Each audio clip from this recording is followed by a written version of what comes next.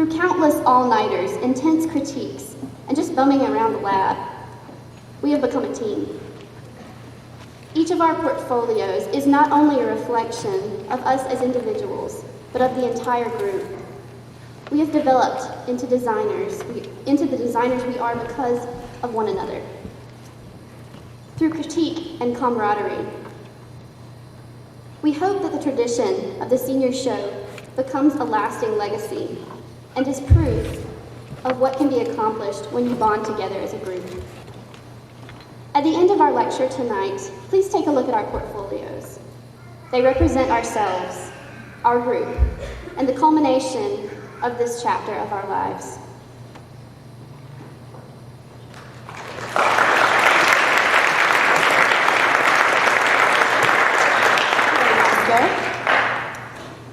This evening I'm very pleased and honored to have the opportunity to introduce this evening's guest speaker. He's an inspiration to us because we can all relate to his story.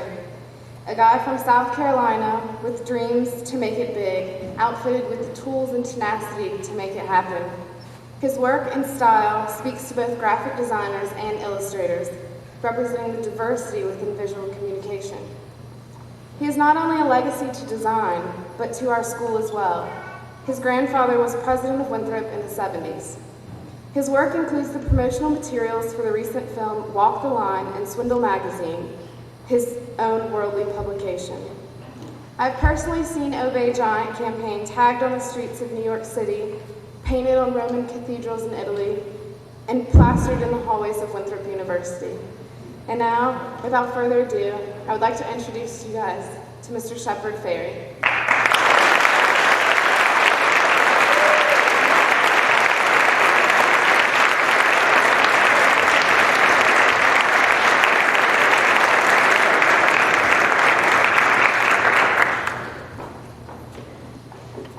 Hey, can I get the projector going? Thanks, everybody. I'm glad to be here. I'm a little bit taller, so let me adjust this. The amazing thing is that I'm South Carolinian. I grew up in Charleston, but my parents went to Winthrop Training School, and they met. My grandfather was my mother's father was the president of Winthrop.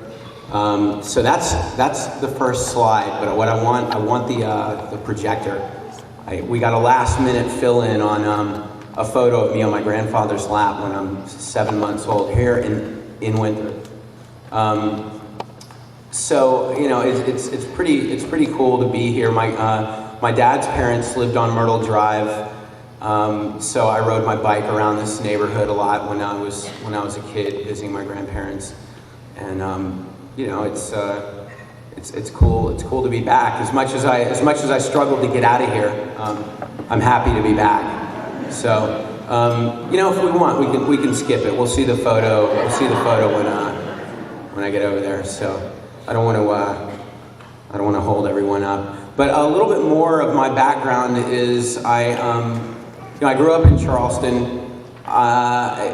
You know, anyone who's from South Carolina or knows about the art in Charleston and knows about the art in South Carolina knows that it's a lot of its landscapes and paintings of beautiful architecture and really trying to show off the heritage of the South, which is great, but it's also fairly limiting in terms of the world of avant-garde art. So when I was growing up, I did the usual things. I drew pictures and I painted paintings of houses. I started off, I think, with me being into war stuff. I loved war movies, so I painted tanks. And it's funny, I'm on a peace kick now. How things change, you know. And then I graduated to the usual Charleston cliches of the local architecture and landscapes and paintings of ducks. My dad told me if I worked hard enough I could win the duck stand, possibly, which never happened, but I have some other accomplishments. But the big change in my life, I guess, I went to a very conservative private school, and you had to wear a coat and tie every day, and I really just wanted to fit in. I drew, but I also was really into sports. But there was nothing that I felt was setting me apart from anyone else. I felt very, very much like I was, just part of the rat race, and struggling to keep up with every trend and everything to be cool with the other kids and do what would be popular. So I was pretty much your average spineless person.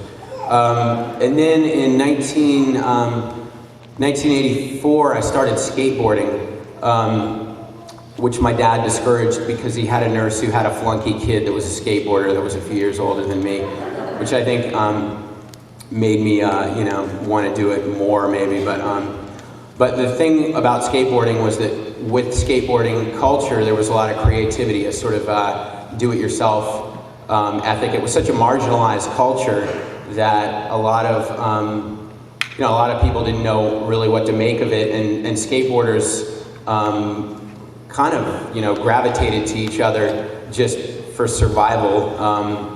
And what also went with skateboarding was punk music. So, and punk music, for me, I'd always been into listening to the radio, and sure, I had some like Foreigner albums and Rolling Stones and Joan Jett and stuff like that, but nothing had ever really crystallized sort of the frustration I was feeling as a young teenager, like punk rock did. So, and also nothing had ever really made me think about world politics either. So listening to some of those bands and some of their worldviews, it kind of opened my eyes to thinking about things on a larger scale and thinking maybe I should question things a little bit more. Maybe the government didn't actually have my best interest in mind, and stuff like that. So at that time, I decided that I was gonna use my art skills to make stuff that worked within skateboard culture, which excited me. So I started making my own homemade T-shirts, and I was lucky that my mom had a photocopier for her business. And this is like 1984, 1985, and that was a big deal. That was a huge piece of technology to have in your own home at the time. So this is relevant because a photocopier is a very primitive form of printmaking. You just you Xerox something, and everything that's darker than 50% gray goes to black, and everything that's lighter than 50% gray goes to white. But it's a graphic tool, and it teaches you how to think in terms of one-color imagery. So I started manipulating images with a photocopier and learning how to simplify them just to a one-color screen print by using the photocopier. So these are all baby steps, but kind of leading to the kind of work that I would that I'm really known for now. Fast forward a few years, I left Porter Gout. I couldn't take it anymore after I started skateboarding. I wanted to go to public school and mingle with the delinquent kids, and so I did that. And then I was about a C student, not really that motivated. So my parents decided that I should go to art school. So I applied to the North Carolina School of the Arts, got in there, then got kicked out for skateboarding on campus and spending the night out without permission. So then I had to find another school, and I found a school in California. I went there, and it was great because I did academic classes until noon, and then I took art classes until 4 o'clock. And I studied photography, two-dimensional design, drawing, and painting. And there, my idea of what art was started to expand beyond just drawing. And as much as I love illustration, there's a lot more to art than just drawing. But I was thinking about eye-to-hand coordination, transfer of image to paper through drawing, and that was what defined, or painting, and that was what defined art. But while I was there, I put together a portfolio and applied to the Rhode Island School of Design. Got into the Rhode Island School of Design in Providence, and I remember that we drove there, and I was kind of nervous about it. And as we drove into town, I saw this one really good natural skate spot, like a brick embankment. I was like, all right, I guess this will work out. I'll be cool with this.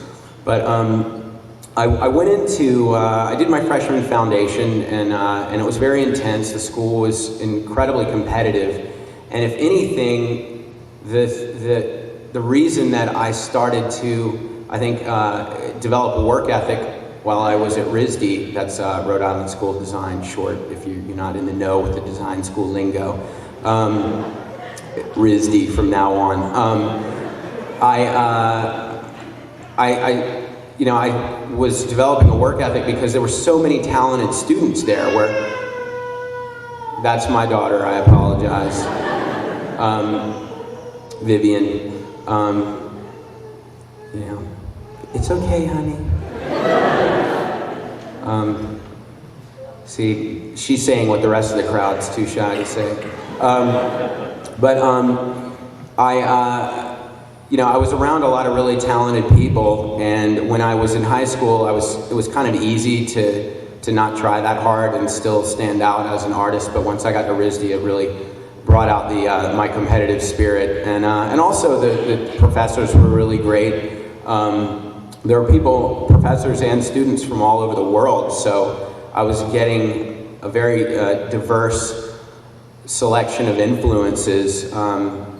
And also the facilities at RISD were incredible. And where I had been doing screen printing very primitively while I was living in South Carolina, and even once I did that year of art boarding school in California, still doing that, I never really saw the potential for fine art with screen printing. I always looked at it as just a production method, and that making my own t-shirts was one thing, and then doing my art was another thing. But then I started to realize that there was a lot of potential for screen printing as a medium. And I studied illustration because it was a really open-ended major, and you could use a lot of different media for illustration because I had no idea really what I wanted to do. And once I was in illustration, I realized very quickly that I probably did not want to be a commercial illustrator where I had to send slides. Back then it wasn't like, oh, I just send your website URL out to a zillion people and get on a bunch of blogs, and it's easier now. Back then you'd have to make printouts or slides and slide dupes and send stuff all over the place, and all the process of submission sounded very tedious to me. But anyway, that was sort of part of my student experience, and along the way, the summer after my freshman year, I started working at a skate shop. I didn't want to go home to South Carolina because I'd worked landscaping in 95-degree heat the past 2 summers and was kind of miserable doing that. So I didn't have much lined up, but I finally at the last second got a job at a skate shop. While I was at the skate shop working, I would make my own t-shirts to supplement my income. And I was also making stickers for the shop. I was pretty much like wearing a lot of hats at that shop. I was running the shop because it had a sister shop that was an hour away that was bigger, where my boss worked for 6 days a week, and he only came into the shop where I worked, which I ran 1 day a week. So I had the shop all to myself 6 days a week. And I was running the shop. I was also the captain of the skateboard team that the shop sponsored, so I could decide who would get a discount on skate equipment, and then the shop would pay for their entry fee to contests. And I was making my own t-shirts and stuff, but in doing all that stuff for the shop, I took pride in it, and it was called the Watershed, and I started making all the team shed materials. So if anybody knows anything about skateboarding, it's kind of like I had the keys to the kingdom, so to speak, and everyone that came in there either wanted to get on the team or wanted me to help them make a t-shirt or needed my help for something, and it, it was kind of cool for about 2 months. But one night I was teaching. I was making my own t-shirt. I think I can't remember what it was, Jimi Hendrix or Led Zeppelin or maybe even The Clash, like I'm wearing tonight. I would just make t-shirts that I wanted for myself and sell a few extra ones in the shop. And a friend said, hey, I want to learn how to make stencils. Will you teach me how? And I flipped through the newspaper and saw a picture of Andre the Giant, the wrestler, an ad for wrestling in the newspaper, and thought it was really funny, and said, why don't you make a sticker of, make a stencil of this? And he said, "No way, I'm not doing that, that's stupid." I said, "But you're just practicing. Well, just do it. It's just for practice." And he said, "No way. No, forget it." And what that was based on was that skateboarders think they're the coolest thing ever. And I was guilty of that too. But I was starting, once I'd gotten to the top of the food chain, which was actually pretty pathetic at the skate shop, to realize that it wasn't all it was cracked up to be. And so something in me snapped, and I wanted to make him embrace something. Wrestling was kind of bottom of the barrel, trashy culture. Make him embrace this wrestling image. And so I said, "What are you talking about, man? Team Shed, it's over. It's completely played out. Andre's posse is the new thing." And so it was very spontaneous. But posse was like a new rap lingo word, because we were all starting to listen to Public Enemy and NWA and Ice-T and all these sort of very gangster rappers who were telling it how it really was in the inner city, and that was kind of taboo for a bunch of white kids. So we were excited by that. It was like the new punk rock. So hence, Andre the Giant Has a Posse was a sticker that was made in about 5-10 minutes, that I thought would be an inside joke for a week or two. And what happened was I gave the stickers to my friends at the skate shop. I made a stack. The skate shop was right above a coffee shop, so I just made a stack of stickers at the coffee shop, and started putting a few on some stop signs and at some of the music clubs around, and just more or less as an inside joke to communicate with the other 5 people that knew about it from the shop. Well, the next thing you know, and I've got one of these stickers in my pocket right now. It's like a 3-inch sticker. You do not think that world domination is in the cards with this at all. And I'm not quite there yet, but I've made some progress. So next thing you know, the local newspaper, sort of the free independent paper, is running an article saying, "What's the Andre the Giant sticker campaign all about? Anyone that knows gets free tickets to the show of their choice at the Living Room," which was kind of a very hot venue at the time, and that paper had a circulation of 15,000. So I had only maybe put up less than 1,000 stickers in the few weeks, this course of the half summer I'd been doing it. And the next thing you know, 15,000 impressions through the newspaper. And then other things happened. I overheard people in the grocery store, a couple arguing, the girl saying, "What is this Andre the Giant sticker? I seen it around. I think maybe it has something to do with skateboarding." And the guy's like, "No, I think it's a band." And she's like, No, I think you're wrong." And the guy's like, "No, it's a band. I have their album." And the guy always has to be right. So. So to be a fly on the wall and hear this stuff was pretty amazing. And what it made me start thinking about was imagery in public space, how much power it has, but how almost all of it is dedicated to advertising, and everything else is more or less discouraged. And it made me feel like kind of throwing a wrench into the semiotics of consumption, I guess. I've always been a bit mischievous, but the idea of one, like, doing something that people were actually noticing, but that I didn't have to stand in front of my class and be critiqued on, which is was a nightmare for me at 18. That everything I did was going to be torn to shreds, and that couldn't I just do something just for the heck of it, So it was very liberating in that way, to do it anonymously, and then hearing all the people's reactions, the frustration that they didn't know what it was, and that it reflected their personalities like a Rorschach test was really fascinating to me as well. So I thought, well, this thing, it didn't start off as anything at all, but now it's gaining power, and you gain true power from perceived power. So the more the coup of putting it out there and making it seem bigger than it really was, I felt would eventually yield a platform for me for who knows what, I didn't really know at the time, but for something, and be an interesting sociological experiment along the way. So my ambition grew, and I started going from just stickers to making some stencils and larger stickers and larger posters.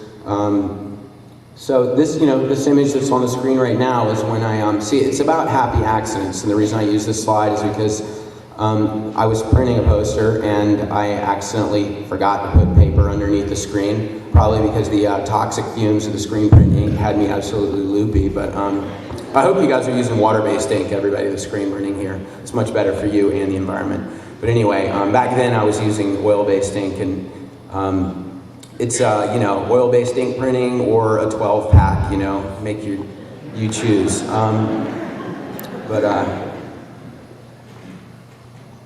This is, when I moved up the stencils, and I think this slide is funny because it shows that the division of labor in the cities, that one person cleans the graffiti, one person puts the serial numbers on the electrical boxes.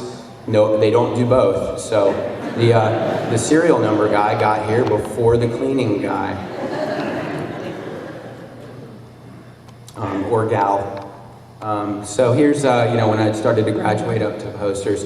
What I quickly realized was that I had an image that started off as a fluke, but it was being recognized by a lot of people, and it had turned into its own urban legend. And I thought, well, even though philosophically I didn't really start off with something that I had a grand master plan for, that was supposed to be tremendously intellectual. Maybe I'm going to try to make it evolve into that. And I think a lot of life is about that you figure out ways to adapt whatever situation you're in to make the best of it. So rather than starting over from scratch, now that I was witness to what I call phenomenology, the Heideggerian theory of the process, images or occurrences that allow things to manifest themselves, that make muted or abstract observations bring some clarity to your environment. And my philosophy is, to try to encourage people to question everything, and I liked that about Heidegger and about phenomenology. So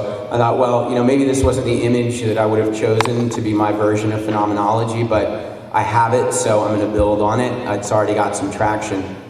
The obey, one of the things that it started to make me think about a lot was some of the powers that be wanting to eradicate the posters, and were so vigilant about it, made me really think about 1984 and Big Brother is watching you, and the idea that anything that provokes thought doesn't really help keep the bewildered herd corralled, and so I liked the idea that people were sort of being obedient, not necessarily because they wanted to be, but because that's how everything is set up. It's set up to encourage that. So, but yet when people are confronted with the idea of that their boss is telling them what to do and they don't like it, or someone else is making them do something that they're uncomfortable with, they're being told to obey, they're more resistant rather than when they just are kind of by default following the path of least resistance.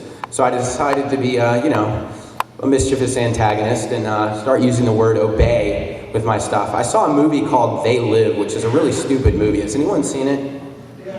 Okay. But underneath it has a profound message. Am I right? It's stupid, and it's starring Rowdy Roddy Piper. So, former wrestler. So the parallels are there. In this movie, They Live by John Carpenter, the guy that did The Thing. He's kind of like a B-grade sci-fi guy. Rowdy Roddy Piper is an out-of-work construction worker, fallen on hard times, and he meets up with this benevolent group of people who have a tent camp, soup kitchen set up, and it's led by a Ray Charles type character who wears dark sunglasses, and all of a sudden everything seems great. These people are really helping Roddy get back on his feet, and then the riot police show up and destroy the whole tent camp.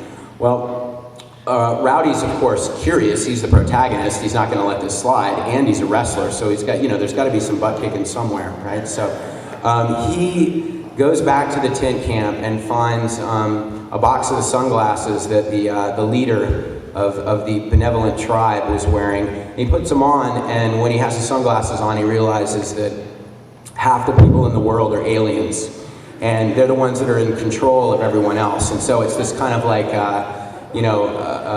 the blue-collar worker is domesticated livestock for the evil aliens. And so when he looks at the cops, they're aliens. When he looks at the politicians or the rich people that say get out of my way, it's very caricature-ish. But I was amused. And then when he looks at signage, it says things like obey, consume, sleep, watch television. And the money says this is your it's just white paper. When he has the glasses on, it says this is your God. Suggesting that consumption, capitalism is the new religion. And so I thought that that was made sense for what I was doing. So I decided to bring obey into my work. These are just, you can see the scale of the work growing. This is in New York City. These are just two-color Xeroxes. I'd figured out how to rig the machines at Kinko's to give out free copies because I was totally broke when I was living in Providence. And so I would just run, the copiers had two colors. They had red and black. So the ones on the right are red and black on yellow paper. The ones on the left are red and black on white paper. And so a lot of these things along the way that were about overcoming obstacles like being completely broke. I tried to, even though my budget was dictating my aesthetic to a large degree, I tried to not let that limit me, and I tried to design things that were strong with two colors. And then also screen printing, the more colors you print, the longer it takes.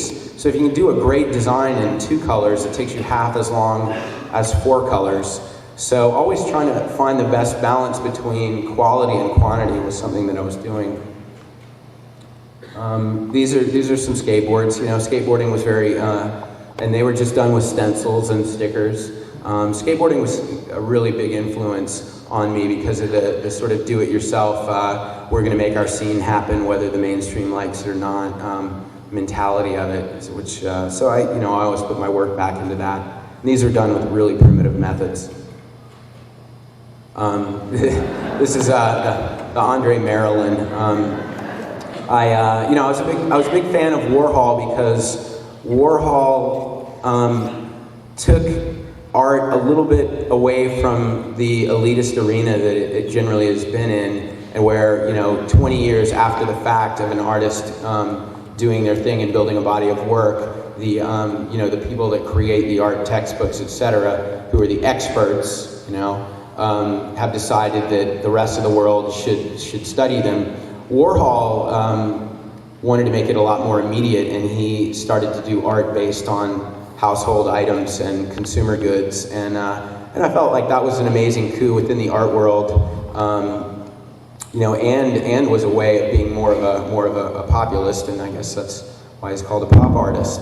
I pay homage to a lot of people that I think were important in the evolution of art to where I could fit in. Warhol's one of them. So to get back a little bit chronologically to my RISD history, I got super into screen printing.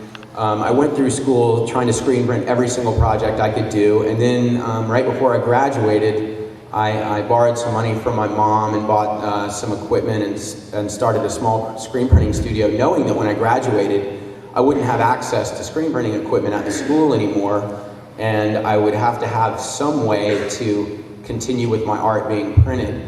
And that's a problem a lot of people have when they're printmakers, is that it's very expensive to have your own facility. So my utopian vision was I will do screen printing jobs for people, and then I will have the equipment there at my disposal. And it didn't really work because screen printing is very competitive. You have to do high volume for it to be profitable. And all the stuff that I wanted to do was just creative stuff. So there I was, producing my own posters and my own t-shirts and doing jobs for other people. But even the jobs I was doing for other people were the jobs that were, like a 5-color print that I was too nice to charge full price for, but what it did help me do was produce a lot of my own posters and things that were helping me get my work out there.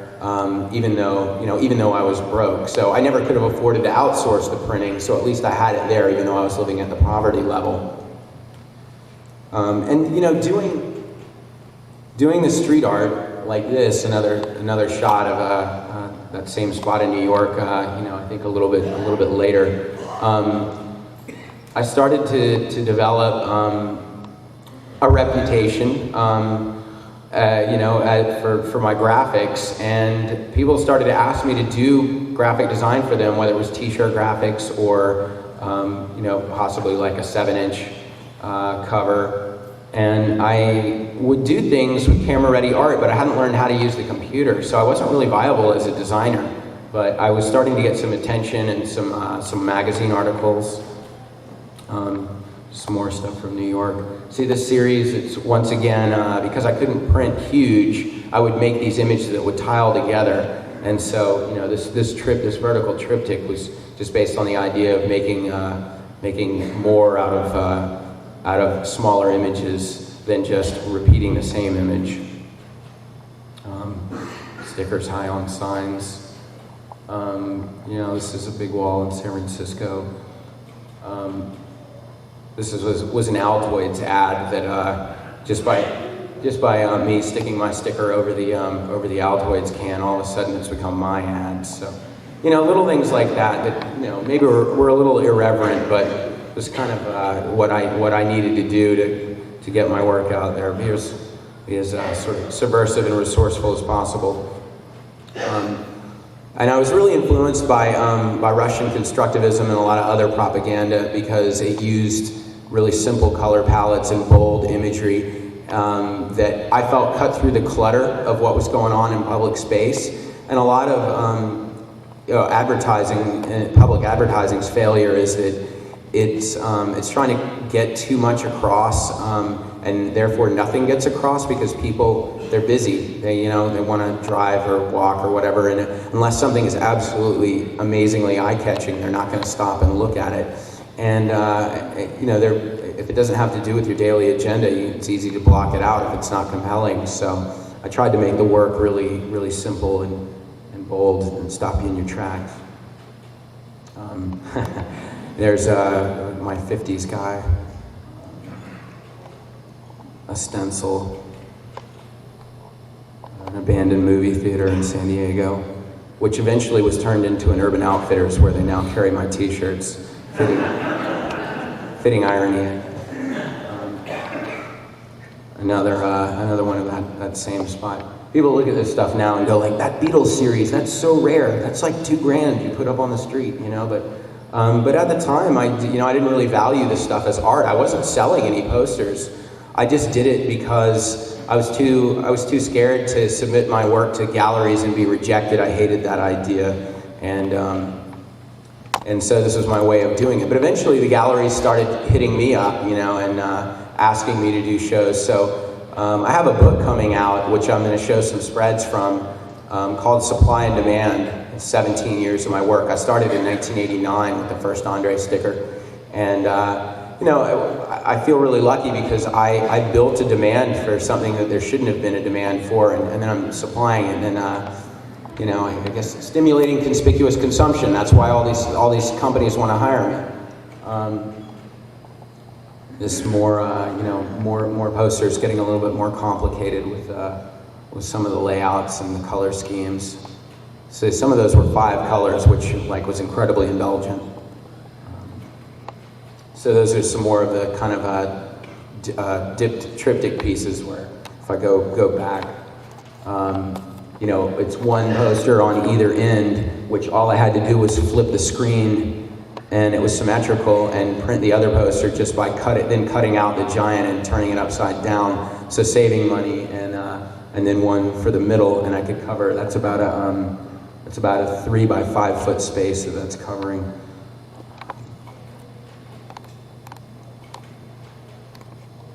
Yeah, putting stuff high up, that helps, keeping it from being cleaned. But see, not everyone liked it. You're free to not like my stuff. It's a two-way street, you know? If you don't like it, you can go out and put some brown roller paint over it. See, or scrape it off, wear your fingernails down. You know, sometimes I think that the chaos of what happens to the work on the street is really beautiful.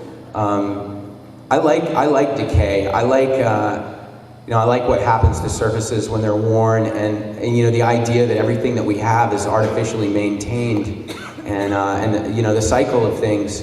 I just had a daughter. The whole, you know, and a lot of my relatives are here, multiple generations. The cycle of life. So I'm sort of fascinated by the idea that you have this amount of time and you make the best of it. And I go out and I put my posters on the street, but the moment they're not controlled by me anymore, other variables will lead to them being destroyed, whether it's the weather or people scratching them off. And so it's this, you know, this persistent maintenance, and you know, you can't ever rest in life. But I love the textures that come with the stuff on the street. So this image right here is just to let everybody in on some of my process. You know, I do a lot of my illustrations based on reference images, but I hand cut them out of a film called amberlith, which is what this orange film on a clear acetate backing is. And it's cut out with an X-Acto knife and then peeled away, and it gives a really clean edge. And I think it works very well for the really bold graphic style that I want. So now we're going through some poster designs. I think these are from the late 90s. You know, the top is a real dictator. The bottom is a cartoon dictator, Ming the Merciless. Which the funny thing is that everyone that sees that, it's Ming the Merciless from Flash Gordon. I mean, that's like American Pie, you know, Flash Gordon. But people see it and they go, you're satanic.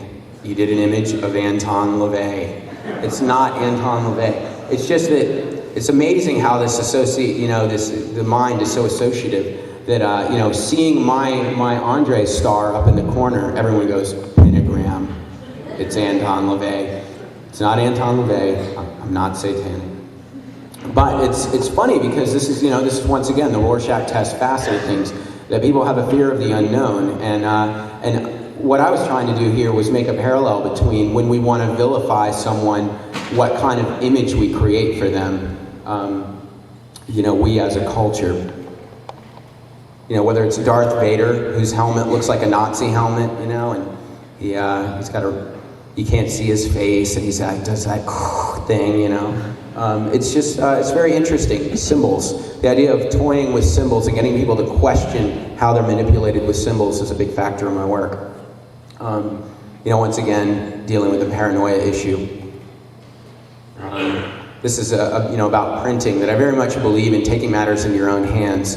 So, you know, freedom of the press is guaranteed to those who own one. You can get your message out there if you're willing to go, you know, print it yourself and distribute it.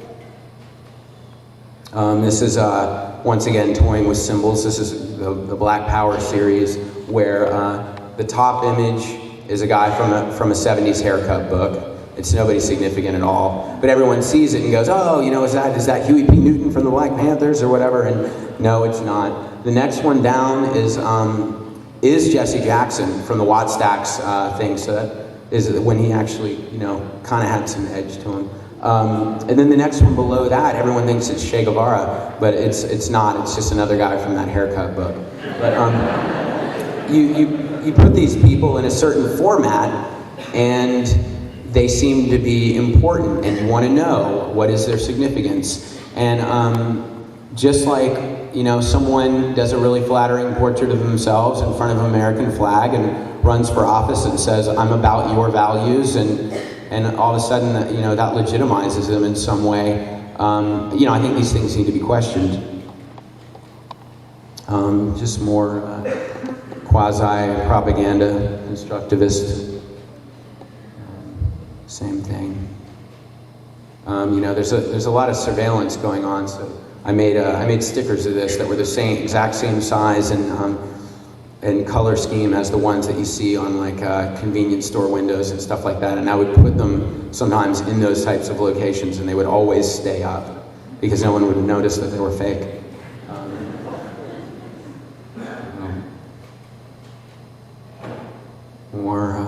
This was like a ski ad, and but then just by inserting the bombers and the reflection in the goggles, it takes on a completely new meaning. These are guys that were like painting a wall or something, and now they're putting up my posters.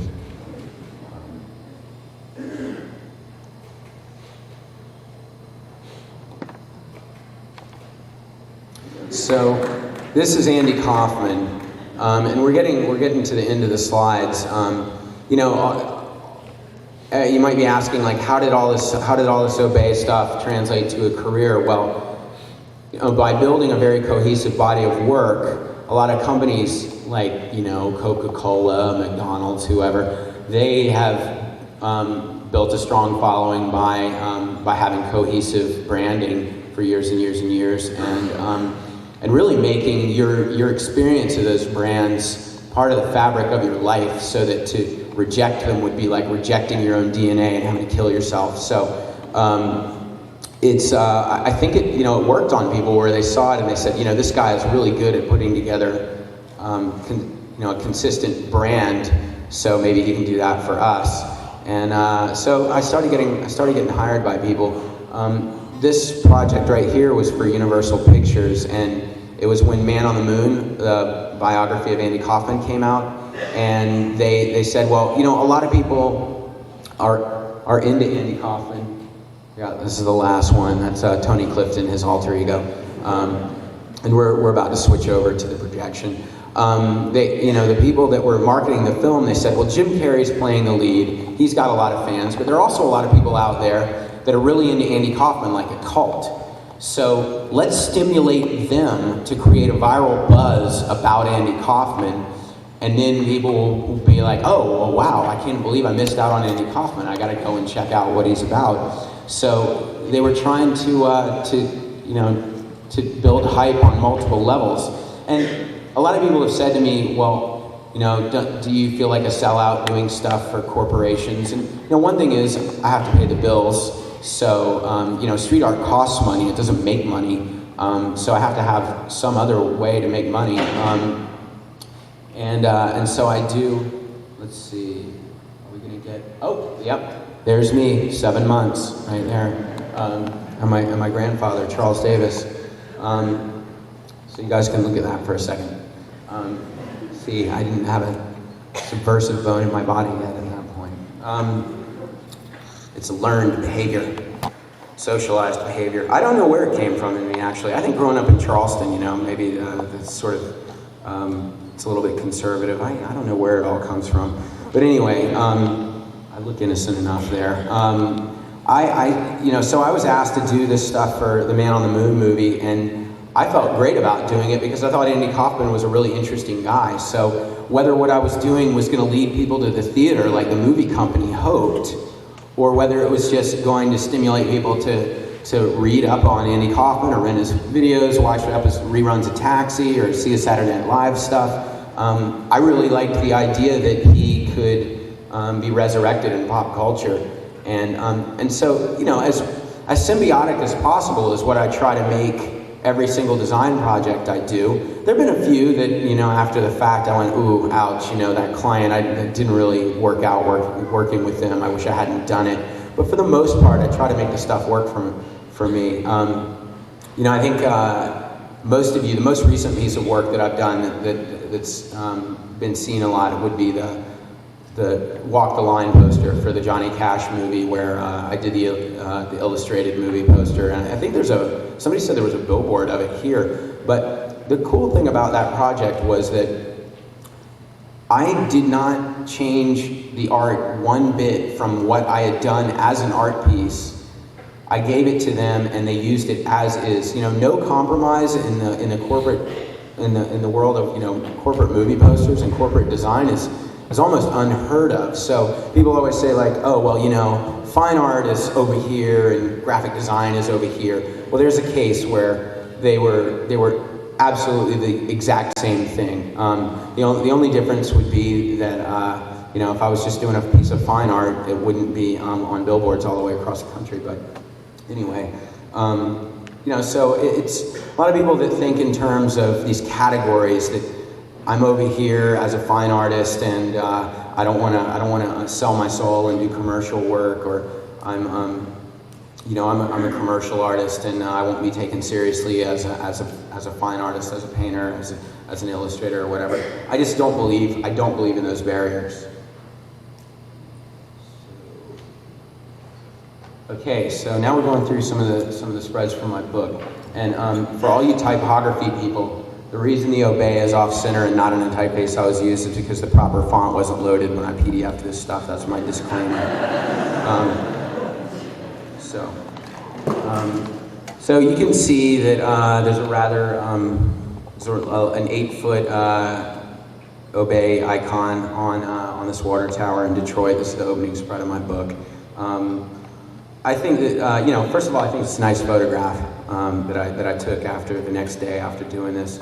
The other thing is that I believe that this is a good image to serve as a metaphor for that it takes passion and and maybe some risk to make it as an artist. And I believe that not just with this one specific application, but just with everything you do, you got to be willing to go out on a limb and not take what's going to be the easy route necessarily. And I also think that with this street art, that the passion of the application transfers to the viewer. The people go, all right, why would this guy be crazy enough to climb 8 stories with a bucket of paste and get up on this thing and do this? And it's because I just don't want to have a square job and be miserable doing something that I don't want to do. I want to be able to make art for a living, and I'm willing to do whatever it takes to get the attention. I mean, it's really difficult to make it as an artist, and some people have called my work gimmicky,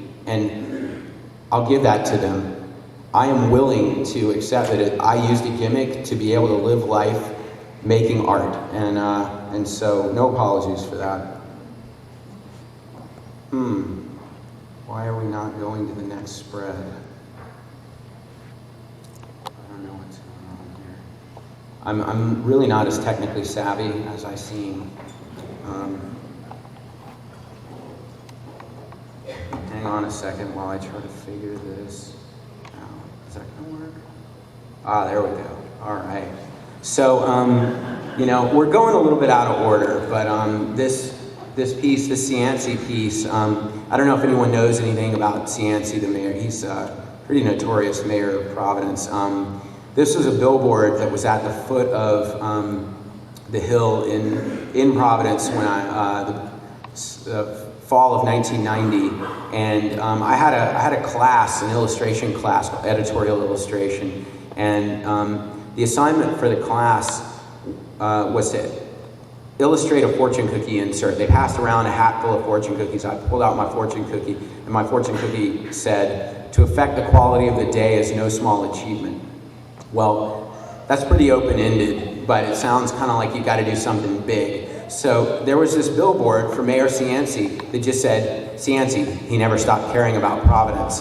And this was during a time of my life when I was really starting to get irritated by the lack of substance in most politics, that whether you voted Republican or Democratic, you were getting somebody that was going to be pretty bland and in the middle and spineless, and I just had a violent reaction to this one billboard and decided that my solution to the fortune cookie thing was going to be to vandalize this billboard.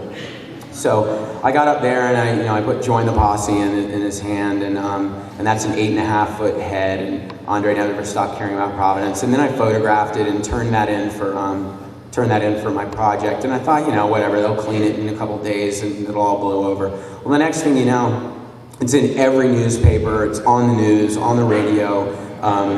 The detectives are snooping around RISD, of course. I was oh so sly to do a billboard that was like at the foot of campus, So I eventually had to turn myself in because RISD security had collected enough enough data from students who who are willing to rat me out to get like a gold junior deputy star on their dorm room or whatever.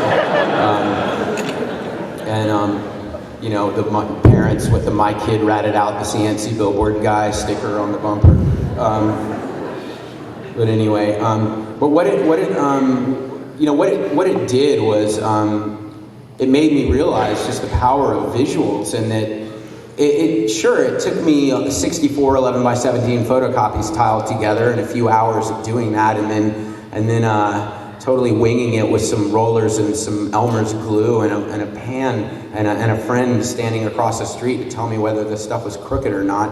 But it really wasn't that much effort, and it just once again sort of made me think that like I have no excuses if I'm not making things happen for myself.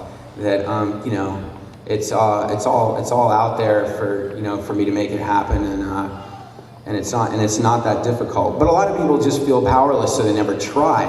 So one of the big things about my project is I say, I started on a $4.25 an hour skate shop job making paper stickers, and now I have a clothing line, a design firm with 10 or 11 employees.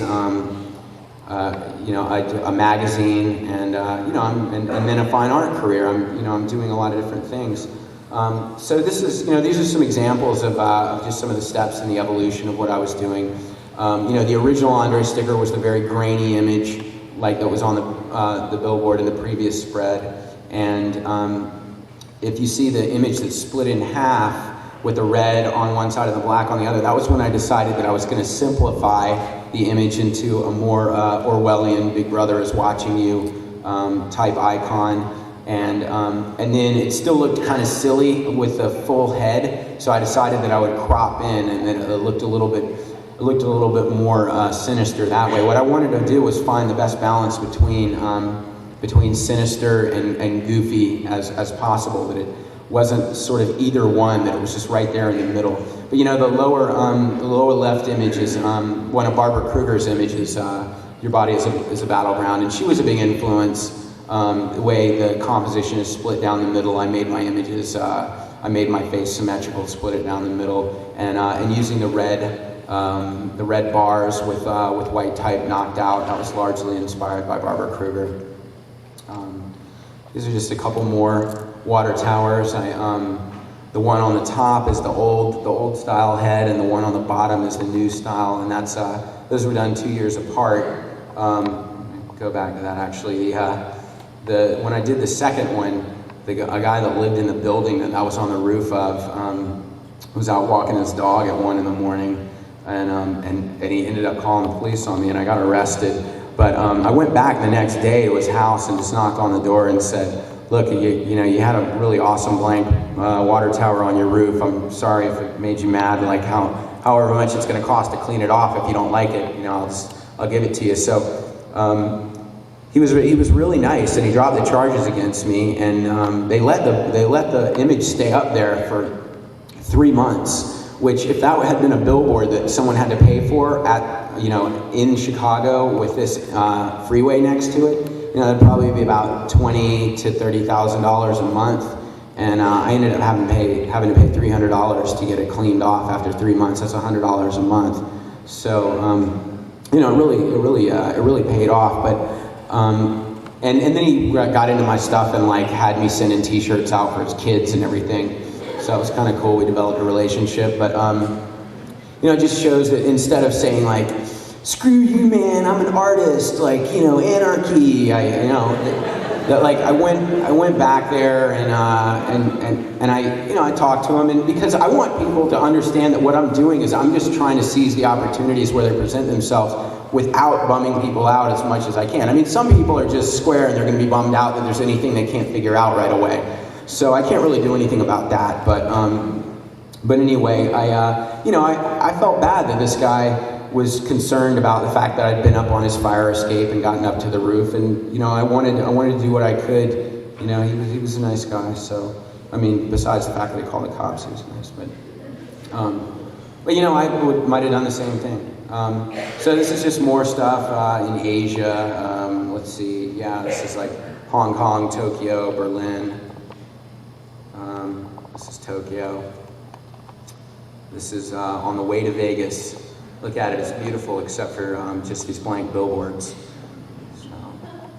So, this is once again the that Black Power series. The one second from the right is Angela Davis. The two guys on the left are imposters. This was a large installation that I did on the side of a museum in Orange County. So you can see that it's incorporating a lot of images, and I think this was I think it was 16 feet high by 32 feet wide installation. And it took me about 2 days to do it. I planned it out on the computer, and I brought all the pieces just on paper, and and put them up. The guy on the far right with the flower in his gun was I just traced the outline of the paper and painted in, and it was pretty impressive for how quickly it was done. And I like showing that you don't have to work a year on a piece of art to make it something that's very powerful. We're living in a time where everybody's got fast internet connections, and it's things are moving quickly, and you really have to be able to work quickly and get inspiration on a dime. And I think that sometimes it's unfortunate that art can't just hit you when inspiration hits you. It can't be created just when inspiration hits you. But as a designer, I've had to learn to work with deadlines, and as an artist trying to do all these things, not just be a fine artist, but be a designer and do a magazine and a gallery in our office, that I try to make strong work quickly. These are some more of my newer pieces. I'm not that happy about the war in Iraq. In fact, I'm very unhappy about it. The top left image is it's my reworking of a Welcome to Yellowstone, Old Faithful, the Geyser, Old Faithful, and putting it in a new context with some oil derricks and some camels and some bombers, but still using that postcard format. I think it's kind of a jarring, it's a provocative juxtaposition, in my opinion, because I think that it's amazing that everything is given this. Hey, what we're doing is right and what they did was wrong. It's all very black and white, and I'm into pointing out that there's always two sides to the story. So, I'm definitely not siding with Saddam Hussein or anything, so don't be black and white about this, all right? I definitely believe that, he was bad news and all that, but I just don't think we're doing it right. So I did a lot of, around the election, I did a lot of images that were saying, hey, I don't think that George Bush is the guy we want running captain of the ship. And but what I realized was that polarized people. I got a pat on the back from the people that agreed with me, and then the people that disagreed with me just were that much more galvanized and pushed back that much harder. It was a very divisive tactic. So what I decided was that what ended the Vietnam War was just a pretty much cultural upheaval and people getting behind the idea that peace is good. It's better to live than to die. It's better to have peace than to have war. And so that's kind of what I'm pushing right now in terms of my philosophy, that to me war is it's the weakest route to take. That some other solution is always the the choice to make. So that's some of the content of the recent work. The two images on the right, are the women with the flowers and their guns. And having just had a daughter and dealing with my wife, with our baby, I think it's pretty amazing that that a lot of guys take for granted that they were that they were raised by a mother who then like let them loose to destroy the world after they were old enough, and were probably real mean to their mom like I was. And I feel bad about that now. I think that most women are nurturing and fairly peaceful, and you know, it's not that I want to make gender stereotypes the subject of my work, but I think that you know, that when a woman has to take up arms, it's generally to correct wrongdoing rather than to perpetrate it. And so that's what I'm trying to say with those pieces. You know, if you notice, a lot of my earlier work was a little bit more politically ambivalent. I was more into the idea of getting people to question imagery they were inundated with, rather than having a point of view, rather than being didactic and saying this is how you should think. And now I'm not even trying to say this is how you should think, but I'm looking at things and going, people obviously aren't thinking about a lot of the stuff that I'm thinking about, and I'm going to try to bring it to their attention. This is like the lunatics running the asylum, what's going on? You know, these are some more works. This is some fine art pieces of Patty Hearst, whose story I think is very interesting in terms of spin. That, you know, she was William Randolph Hearst's granddaughter, the publishing magnate from outside San Diego, where, you know, San Francisco, where they have Hearst Castle, and really rich family, and she was abducted by the SLA and then robbed a bank later, and according to the SLA, she saw the righteousness of their cause and took up arms with them, and you know, and according to her, once she was out and didn't want to face jail time, she was brainwashed.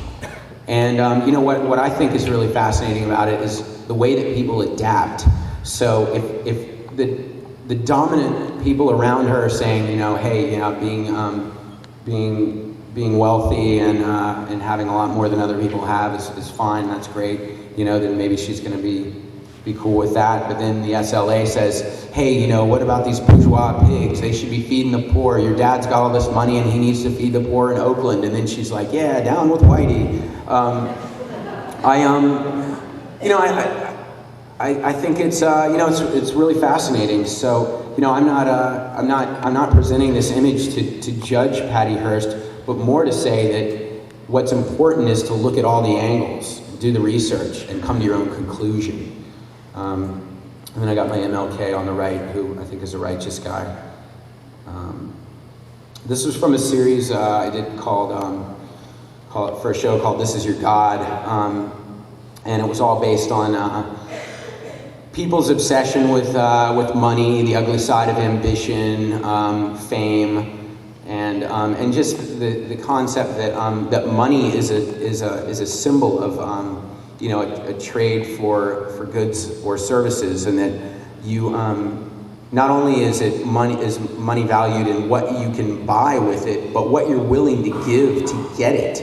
And if you aren't comfortable with something, your wallet has a lot of power. If you don't support the people monetarily that you don't like, or the products or the companies, you wield a lot of power with that. So yeah, here's some of back to the Bush stuff, you know, you know, him, he's hugging the baby, and when he got confused, he couldn't remember whether it was hug babies and drop bombs, or drop bombs and hug babies. And then I don't know if you can read the type at the top, but it says, we need to use our global supremacy to protect our children. It really means we need to use our children to protect our global supremacy. I think that the people who, there were a bunch of guys who had just come back from Iraq on my flight to Charlotte, and you know, I don't want to, you know, I'm glad they're back, and they're great. I have no problem with the people in the military. The people I have a problem with are the people that are not valuing their lives and are putting them in jeopardy, you know, for something that, you know, when they lose their lives over something that it wasn't worth it to me, in my opinion. I'm gonna qualify, this is my opinion, you know, I don't want to get lynched after this, but, you know, and then also, once again, back to the money thing, you know, this guy on the right with the gas mask, I don't want my taxes to pay for the New World Order. So these are, this is from a series called Most of My Heroes Don't Appear on Stamps, and which was a Public Enemy lyric. Public Enemy's a hip hop group that I really admired. Not every single thing they had to say, but generally, that they were very outspoken, and they made great music, and they pretty much had the whole, one of their lines was, reach the bourgeois and rock the boulevard. Really reach the people that have the power, but also reach the masses. Bobby Seale was the co-founder of the Black Panthers, and I really like a book that he wrote called Seize the Time, where he's talking about how they felt that there was a lot of police brutality in Oakland, and at the time, people could still carry a weapon in public, and so they decided to set up their own police force and do their own policing and set up their own soup kitchens, and where there weren't stoplights and crosswalks, they set up their own, where kids were getting hit by cars, they set up their own.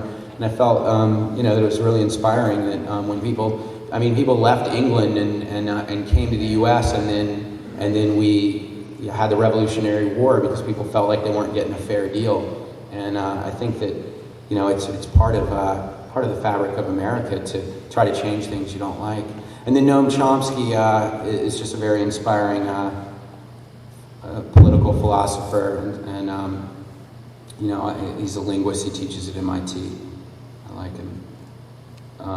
So they're my portraits of Chuck D and Flavor Flav from Public Enemy. I'm very inspired by music. I like music a lot because music has the ability to embed challenging content within a visceral delivery device. You're out there, you're like, Public Enemy, but then they're saying stuff that you're absorbing it that's challenging, and it's different from taking time out to like, oh man, I got to go read this dry philosopher and try to figure out what he's saying. It's a populist approach, which once again I love. But what's interesting about this diptych is that the one side, Flavor Flav, was the comic relief side of Public Enemy, and Chuck D was the political mouthpiece, who was a little bit more mad, and they worked. They sort of gave balance to each other. And now Flavor Flav is off being a clown on a reality show, and Chuck D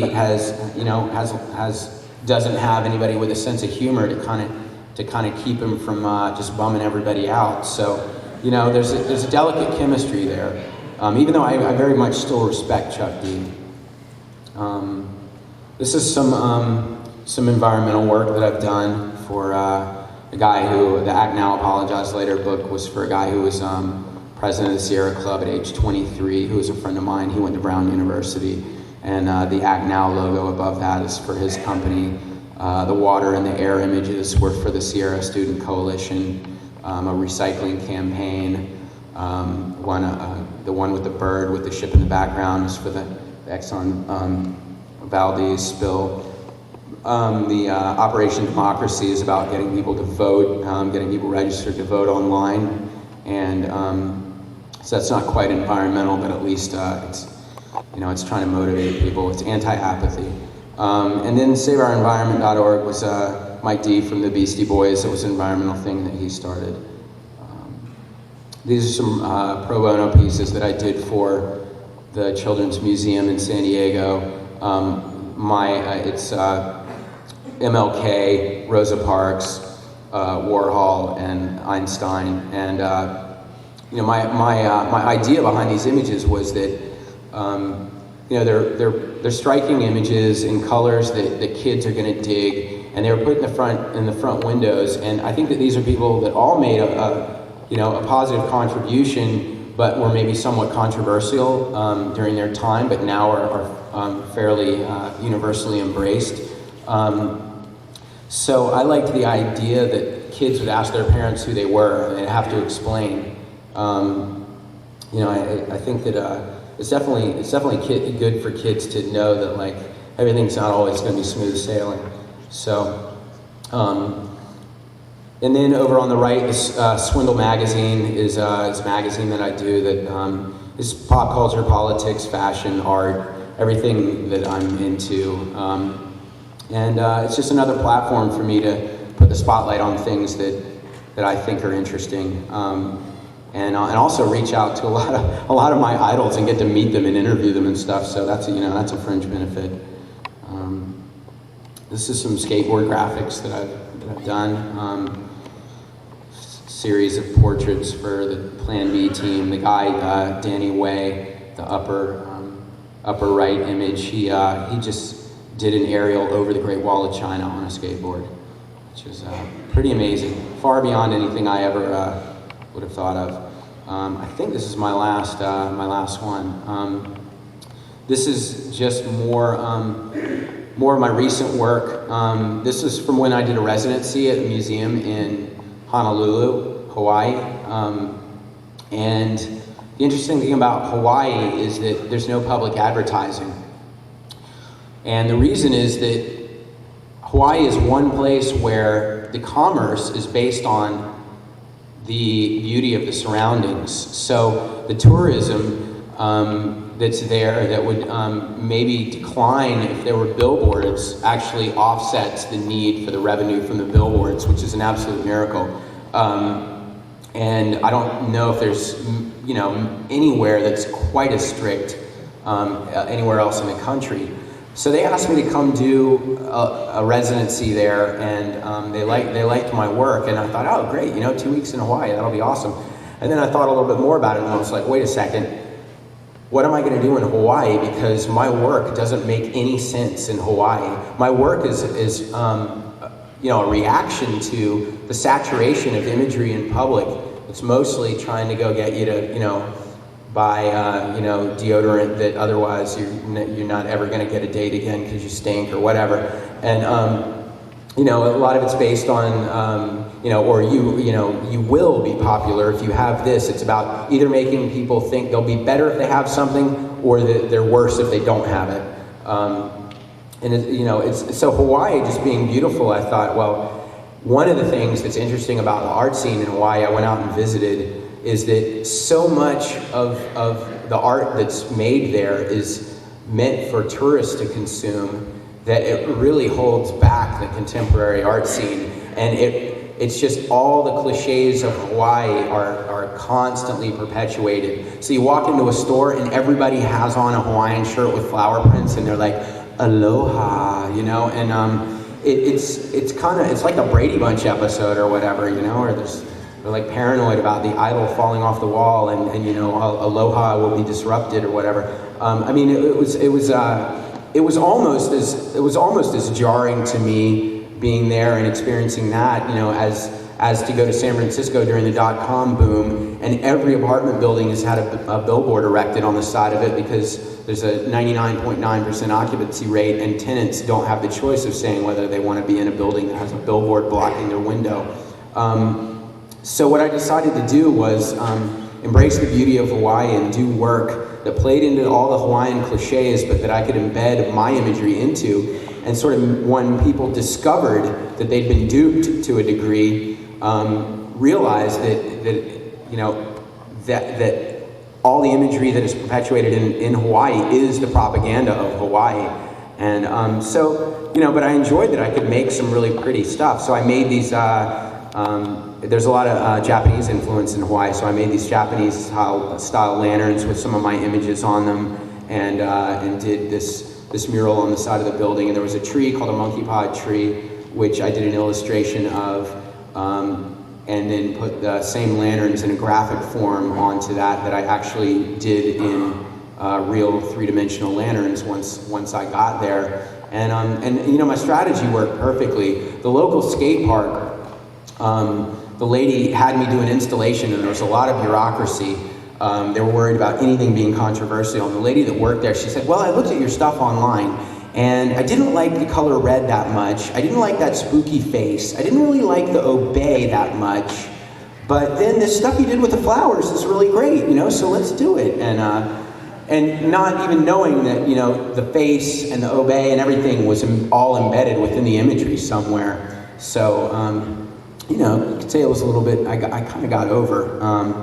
But anyway, it was a really enjoyable experience, and it raised a lot of issues with people that were in Hawaii. But then once again, I adapted what I was doing to work with the circumstances, and I was proud of that. It was a challenge, and I liked the images I did so much, and I've been working with a lot of pattern motifs that I started to bring a little bit more of a slightly floral, feminine direction into my work anyway, and decided that I liked it even outside of Hawaii. So there you go. Let me go back. So I was wrong. That wasn't the last slide. You have to stay for like 3 more minutes. That's another mural installation that I did in a gallery in San Diego. And lastly, these are all different knockoffs that other people have made. They say imitation is the sincerest form of flattery, except for maybe the sticker that said Andre the Giant is passé instead of Andre the Giant has a posse, but which I thought was super clever anyway. I loved it.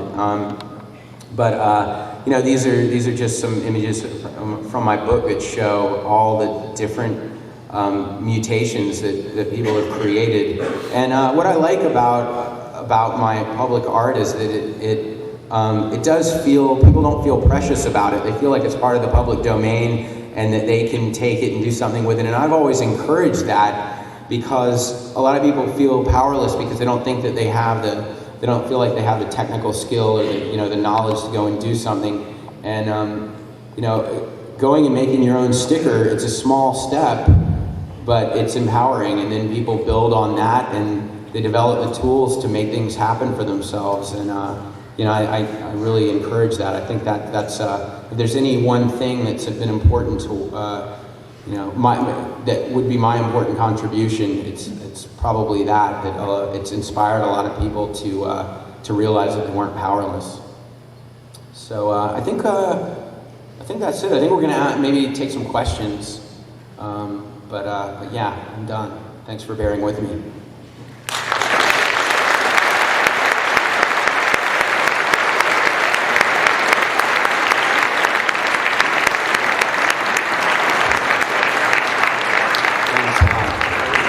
I didn't show more corporate work just because I haven't documented. It doesn't excite me as much, but yeah, I mean, people may have questions about that or about anything else process-wise. It's 17 years of me doing what I do. So yeah, yeah.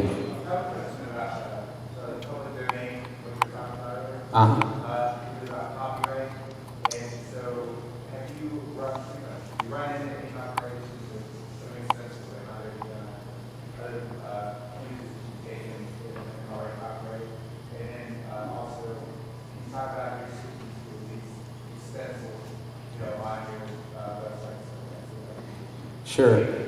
When I started with the Andre the Giant image, like I said, it was kind of a fluke, and I thought the day might come when I could run into problems with his estate, and it didn't forever. In 1997, I had named my website andrethegiant.com when I first started a website, and somehow there were like 50 other sites dedicated to Andre the Giant, but none named andrethegiant.com. So I thought, well, if anybody's just kind of going to type, Google something to find me, it'll probably be Andre the Giant. So I did that, and then I got a letter from Andre's estate saying, Andre the Giant's a trademark name, you can't use it. So I changed the name of my website to obeygiant.com, which was more appropriate anyway, because the Obey had become such a fixture in all my work. Then, you always just gotta, when people do things, you gotta just follow the money usually. So a few years later, I think in, is Amanda still here? Is she out there with Vivian? I think maybe, my wife would know probably better, but I think maybe 2001 or 2002, I got a letter from a company called CMG Worldwide, and they're a huge toy manufacturer and licensing company. And has anyone seen like the Osborne's bobbleheads or any of those types of things? They had bought the rights to Andre's estate and were making a bobblehead of Andre the Giant, and they sent me a letter saying, you owe us back royalties for however long you've been doing this Andre thing, and you've got to stop, and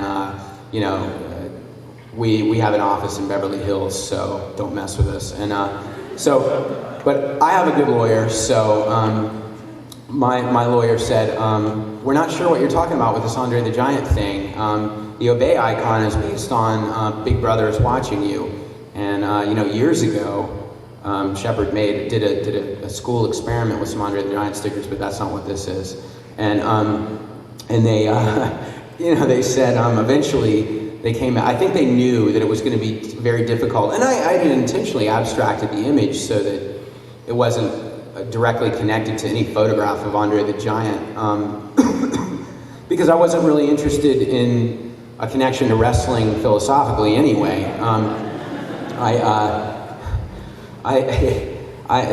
Like I said, I just didn't want to start over from scratch after I had some momentum. So I had to sign some paperwork saying that I guess I had fanned the flames by liberating a blank billboard directly across from their office, and which I wasn't aware where their offices were or anything. So they said, well, oh, and it was one with Andre with little horns, being devilish once again. No Anton LaVey, no Satan, just being funny. And they said, well, putting horns on Andre the Giant, that's defamation of character. And people, it's ridiculous. But anyway, so they said they took a photo of the billboard and they said you can't use that image and you can't use the old style Andre the Giant has a posse on for anything that's for sale. And so I still make those stickers, but I just don't sell them. I give them away. And see, when there's no money being made, it really makes things difficult for people. But but then and the funny thing was that when a friend bought me the bobblehead toy from CMG, my terrible handwriting from the Andre the Giant has a posse sticker, it was done with ballpoint pen, chicken scratch. The designer from CMG took that type and used it for the base of the bobblehead.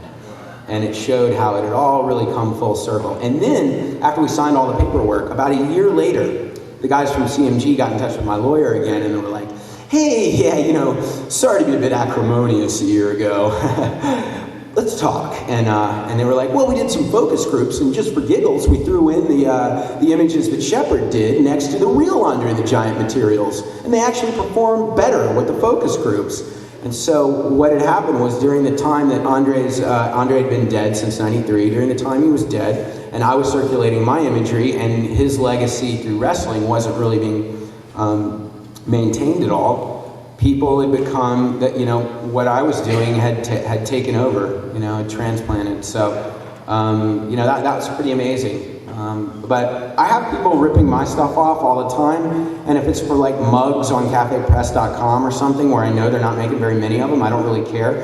But one of the reasons I started my clothing line was in 1999. I walked into Urban Outfitters, and there was a huge display of bootleg shirts of mine, and I realized that I needed to, once something resonates, someone's going to try to capitalize on it. And as much as I wanted it to stay this pure, street art project, that I at that point, if there was a demand for it, I needed to be the one to capitalize on my hard work rather than like this shady bootlegger from Seattle, So everything has its arc, and understanding context and your zeitgeist, I think, is very important. So I realized it was time to get a little bit more professional on that end of things. Yeah. Are there any books you're currently reading? Books I'm currently reading. No, there aren't any. Well, I think I just read Chuck D's book a little while ago, but no, there's nothing I'm currently reading. I'm pretty much a magazine and internet site person at this point because things are moving so quickly. It's really difficult for me to read books. It's I read for about 15 minutes, half an hour before I go to bed, and try to maybe catch the newspaper at lunch, and I try to keep up with what's going on, but unfortunately, the time when to sit down and read 1984 or To Kill a Mockingbird or Fahrenheit 451, those days are pretty much over for me. But I do definitely try to read or watch on DVD the lectures of Noam Chomsky. I like his stuff a lot, but yeah, I wish I had more time for reading. It's, if you're in college, read while you have time. So I didn't appreciate it, until later when I didn't have time anymore. So Yeah. What's currently inspiring What's currently inspiring me? What's going on in world politics? The war was a big inspiration for me. I mean, anger is an energy, right? I'm trying to channel it in a way that's constructive. In terms of contemporary art or anything like that, there are people. There's a guy named Banksy from the UK that's really incredible, who is a friend of mine, and he's pretty much my hero as an artist because he goes all out. His work's really clever. He's very dedicated, very smart. His images, his metaphors are brilliant. Banksy.co.uk is his website. He's really, really good. So he's an inspiration. There've been a lot of people from pop artists to like Barbara Kruger, like I showed before. A guy named Robbie Canal, who's a political poster artist in LA. The music stuff that I'm into. Jamie Reed, who did all the graphic art for the Sex Pistols. There's numerous influences that keep coming back around that, I'm pretty boring. I don't change that much. I go, oh yeah, I forgot how awesome the Sex Pistols art was, and I watch The Filth and the Fury, the movie about the Sex Pistols, and go like, man, it really lights a fire under me. So I'd say there's nothing current that is like, besides Banksy and the war, that are totally motivating me. Yes? I didn't generate any capital at all. It's done on a shoestring. What I did was I leveraged not my money, but my relationships with people that I built over the years. Everything from freelancing with somebody who then wants to return the favor because I gave them a job, or working with people in all sorts of capacities. And saying, hey, we don't have a lot of money, but we're putting together a magazine that is going to not censor you and will be a very nice showcase for your work. And if you want the exposure, we can't offer much money. We'll pay for photographers' film and their expenses, but the magazine costs us a lot to print. We're still in the red on that, but it's working out. And luckily, my partner, Roger, had a magazine before and called While You Were Sleeping, which was a graffiti culture, art culture magazine. So he knew what he was doing, even though he's young. He's only 28. He started a magazine when he was 19, so he already had that much experience, and that helped a lot. But now people are reaching out to contribute because they like the product. Our theory was, if we can get one good issue out there, then people will want to be involved, and and it's happened. And you can't kind of milk the free contributions forever. The thing's got to start making money, and we got to start paying some people at some point. But we're working on that. I think it's in all the Barnes and Nobles. We have a 60% sell-through rate, which is double the national average. Most magazines only sell 30% of their copies, and the cover's torn off, and the magazine is sent back. We make the magazine really high quality with a hard cover for 30%, like a book. It's like a book, and then the other 70% is still a thicker cardboard cover rather than the cover being made out of the same stock that the guts of the magazine are made out of. So the whole idea with the magazine is that we're trying to put things in pop cultural context, historical context, where when there's a current trend, what is everything that led up to this trend? Not just like chase the hype, but sort of really explain why things happen. It's like a history document in a lot of ways. And so that in 5 years, people are still going to be just as interested in the content as they are now, rather than pandering to the advertisers and the most current hype, which makes it a lot harder to sell ads for us because we're not doing it that way. But we don't want to do a magazine if we have to do it the normal way, and we think that there's got to be room for something better. We're hoping. Fingers crossed. Check it out. Thanks. Yeah. I heard that you went to Rhode Island School of Design at the same time Seth MacFarlane did. Is that true? Seth MacFarlane was a couple years behind me. Does everyone know who he is? He does Family Guy. which is really crass but really hilarious. I mean, sometimes, I'm like, my threshold for poor taste is pretty high, and I'm still sometimes like, ooh, you know, but then it's just so funny too. You know, it's not for everyone, but it was very, I'm assuming you saw the episode where he had Peter repainting the Sistine Chapel ceiling with the Andre icon. This was a you know, a major pop cultural validation for me, that on the Family Guy, Peter, the main character, is repainting the Sistine Chapel ceiling with Andre, and it's sort of it's an aside to when his wife asked him, you know, to do some volunteer work, and he said, the last time I did some volunteer work, it didn't work out so well, and it shows him repainting the Sistine Chapel ceiling with the Andre icon, and of course, like, you know, the Pope and the bishops are all mad, and he says, what, you know, I thought you guys had lost a lot of fans, and you know, the young boys really like this Andre icon, and so, you know, not all Catholics are going to be super happy about that, but it was pretty funny. So the funny thing was that after he did that, I called his office. A friend of mine who worked on The Simpsons knew him and had his assistant's phone number. And I called his office, and his assistant, I said, you know, is Seth available? And